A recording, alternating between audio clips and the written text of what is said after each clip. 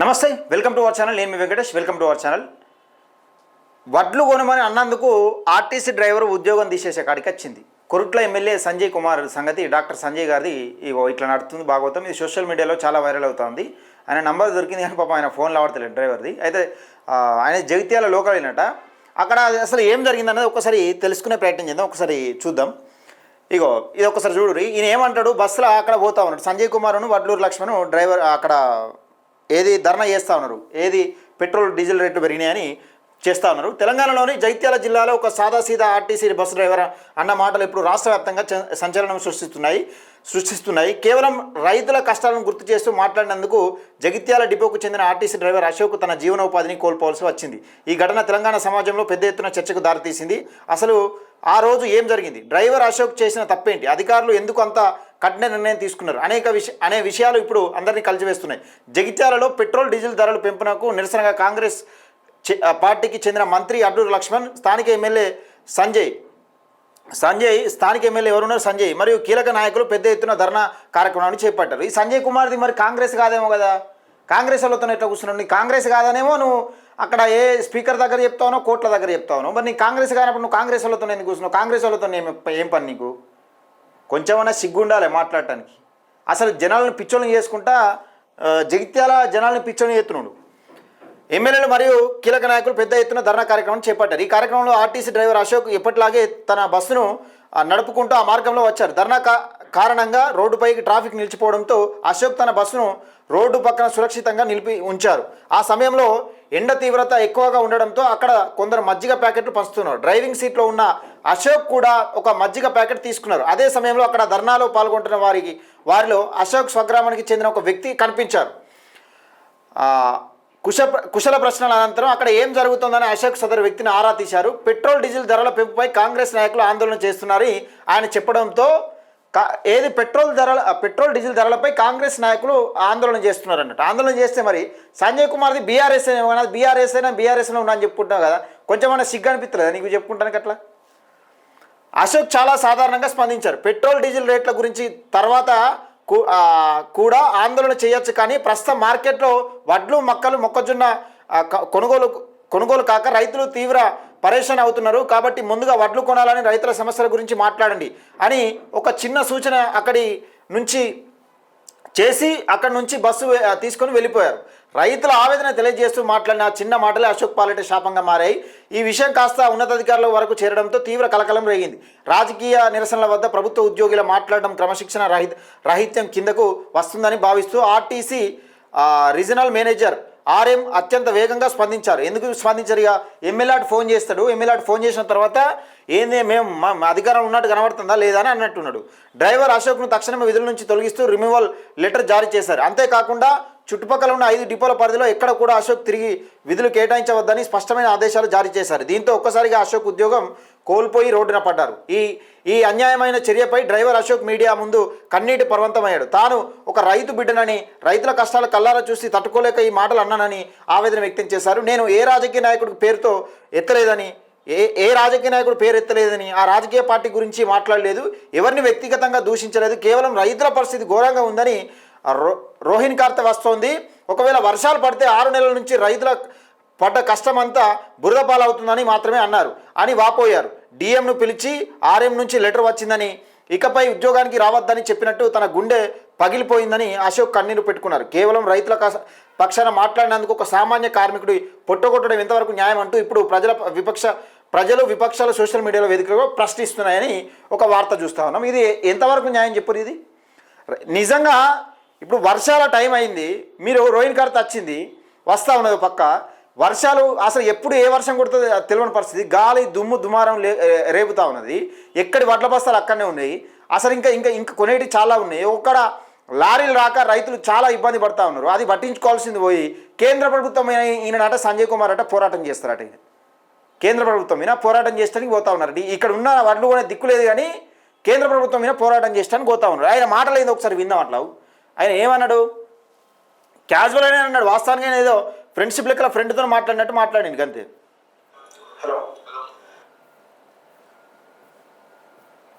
Right గిది చూడు.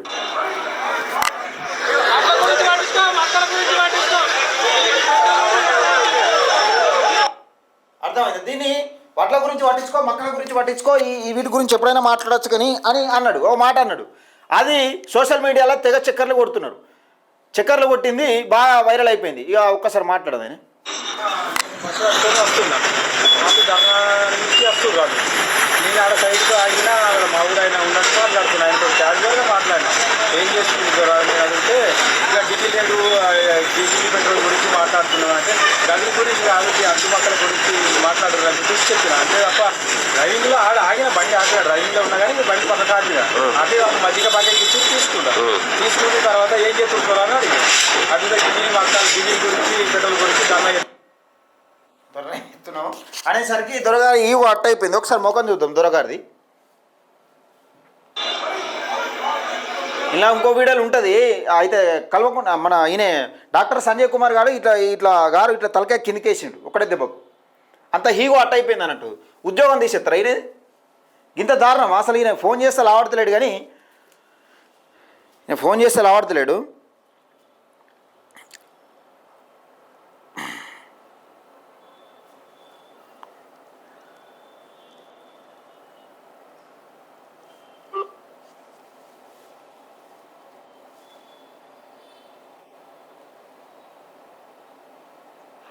Hello brother Ashoka?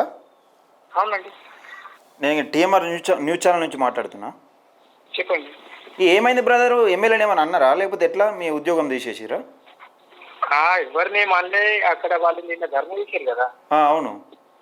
వాళ్ళు ఇంకా చాలా దూరంలో 100-200 మీటర్ల వాళ్ళు ఉన్నారు. అంటే మీరు అవతల వ్యక్తితో మాట్లాడింది ఏ వ్యక్తితో మాట్లాడారు? ఎమ్మెల్యే గారితోనా లేకపోతే ఎట్లా?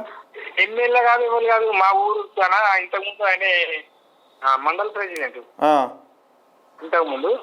అయితే అక్కడ మజ్జిగ ప్యాకెట్లు అందరికి ఇస్తున్నట్టు. ఓకే. డివైడ్ అనుకుంటూ ఉండి అయితే నేను అట్లా పోతుంటే ఆగిన ఏం చెప్తుంది దొర ఇక్కడ అంటే ఏముందిరా పెట్రోల్ డీజిల్ గురించి అని చెప్పేసి మాట్లాడితే నేను మజ్జిగ ప్యాకెట్లు తీసుకొని అవేంటి దొర అట్లు మక్కలు చూడు రైతులు చచ్చిపోతున్నారు రోడ్ల మీద, అట్లు చూడు అవన్నీ మందకు అట్లా ఉన్నాయి, అవిటి గురించి చూడు దొర అని చెప్పేసి వెళ్ళిపోయాను. అంటే ఏం మాట్లాడలే అక్కడ. రాజకీయం గురించి మాట్లాడలేదు, దేని గురించి మాట్లాడలేదు. ఒక కామన్ వ్యక్తిగా మాట్లాడినట్టు మేము ఇద్దరు మాట్లాడుకున్నాం. నేను వెళ్ళిపోయాను. అంటే మీరు అన్నది డైరెక్ట్ ఎమ్మెల్యేనే అన్నాడు. ఈగో అట్ట అయిపోయింది సంజయ్ కుమార్కి. ఈగో అట్ట అయినట్టుంది పాపం ఎమ్మెల్యే గారికి. బాగా అట్ట అయింది. బాగా అట్ట అయిపోయింది. డైరెక్ట్ మీ డిపోకి ఫోన్ చేసినట్టున్నాడు. డిపో కాదు, అది ఎక్కడికి వెళ్ళి పోయిందంటే ధరంపూరి మండల్ ప్రెసిడెంట్ అట ఆయన లక్ష్మణ్. ఆయన తోటి ఈఆర్ఓ అక్కడికి మన ఆఫీస్ కు లెటర్ పంపించింది సస్పెండ్ చేయాలి. అంటే ఇప్పుడు రిమూవ్ చేసిరా మొత్తానికి ఎట్లా? బాగా రచ్చ అయింది, అందరు వచ్చారు. మొత్తం లొల్లి అయినాక అక్కడ గంగుల కమక్కర్ సార్ మొత్తం ఏదో ఆఫీస్ పోయిండు, డిపో పోయిండు. మన ఎట్లా ఇచ్చి పడేసినాడు, ఏం తప్పు మాట్లాడిండు అంటే సార్ మాకు మీకు తెలియకపోతే ఆమెకి అధికారం ఉందని ఆయన పని నుంచి తీసేసారు, లేదంటూ ఆమె సస్పెండ్ చేయరు, లేకపోతే అని డ్యూటీలో పెడతారని గంగుల కమక్కర్ అక్కడ లొల్లి చేసారు. జీవరెడ్డి సభ బాగా లొల్లి అయింది అక్కడ. ఆరో ఆఫీస్ కాడ లొల్లి అయింది, డిపోలో లొల్లి అయింది. అయినాక తర్వాత అప్పుడు మళ్ళా ఇక్కడికి వెళ్ళి వాళ్ళు మన లక్ష్మణ్ సార్ పొద్దున్నే వచ్చి మేడం తోటి మాట్లాడిపోయింది. ఏమన్నాడు మరి?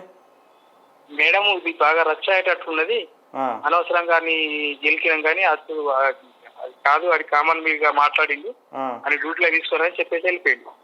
ఇప్పుడు అలా నువ్వు మాట్లాడిన తప్పే ఉన్నది అన్నాను. అదే కదా, దాని గురించే అయింది, వైరల్ అయింది కదా అని నాకు లెటర్ ఆయనకు పంపించాను సస్పెండ్ అని.